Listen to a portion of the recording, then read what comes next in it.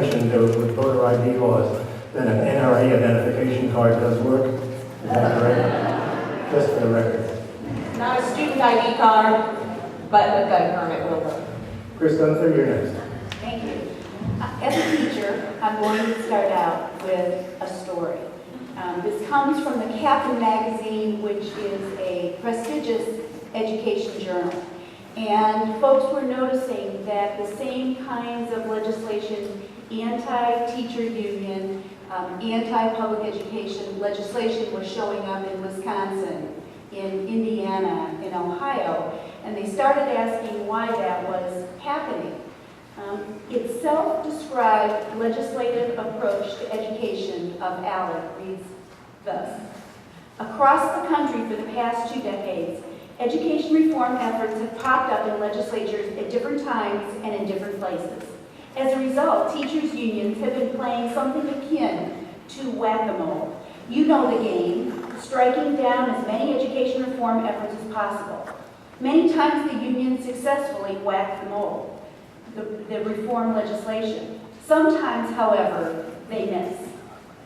If all the moles pop up at once, there is no way the person with the mallet can get to them all. Introduce comprehensive reform packages. And that is from ALEC's self-described legislative approach. ALEC's own whack-a-mole strategy also reveals the group's ultimate goal.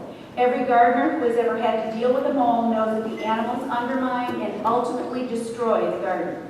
ALEC's position on various education issues make it clear that the organization seeks to undermine public education by systematically defunding and ultimately destroying public education as we know it.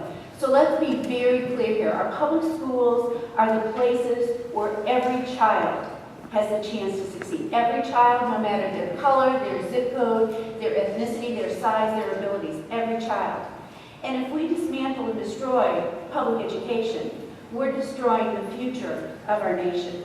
So as a union, we are under attack because both the AFT that Byron is going to talk about and the NEA are our 2 largest unions protecting and defending public education. So hence, we have targets as well. So I just want to take a few minutes talking about how we played whack-a-mole in the Missouri legislature this session.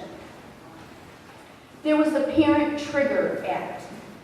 This is a petition to mandate charter and private schools. And Byron's going to talk about some of these too, but we know that sometimes for things to sink in, it takes like 7 to 11 times to hear it. So you might hear it from me and you might hear it from Byron, and before you get out the door, maybe we'll try to make you hear it another 9 to 11 times. This was written by ALEC corporate sponsors, and it allows a majority of parents at low-performing schools to sign a petition to trigger one of the narrow sets of options: firing all or some of the staff.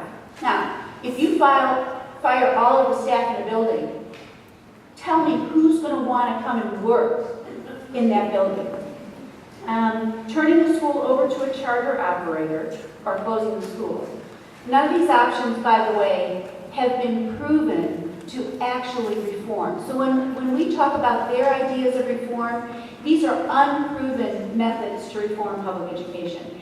And I'll also say, and Byron's going to talk about it too, is that in Missouri this past year, it was very difficult to figure out where ALEC started, where Students First, a company run by Michelle Reed, who was not a successful teacher. She was not a successful chancellor in Washington, D.C., so now she's running a company, and she is coming to other states and telling us how to run our state. And many of our legislators who believe in local control,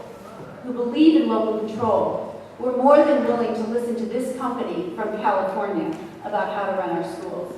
So it was difficult to figure out where Michelle Reed's group was, where Rex Singfield was, and where ALEC was, but this is all model legislation. They tried to go after our ability to collect our members' dues by payroll deduction. It's happened in several states.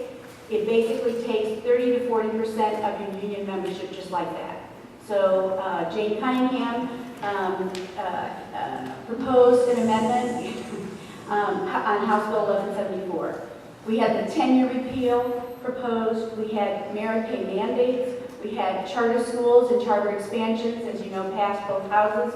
We're waiting to find out what the governor does on that legislation. The autism scholarship, now they name these things really nice things. The autism scholarship, doesn't that sound nice? No, no, no. Fortune was written by ALEC. General private school scholarships, there's the word again, vouchers. Diverting public dollars into private schools. And then the virtual school open enrollment. So, you know, this is all about, a lot of times we talk about to the legislatures about the underfunding. They would say, well, it's not all about the money. Folks, this is all about the money. Follow the money. These ALEC students first, they're not about doing what's right for our kids. Privatizing public education is all about dollars. It's all about making money. That's not what our public schools are about. So I'm going to turn it over to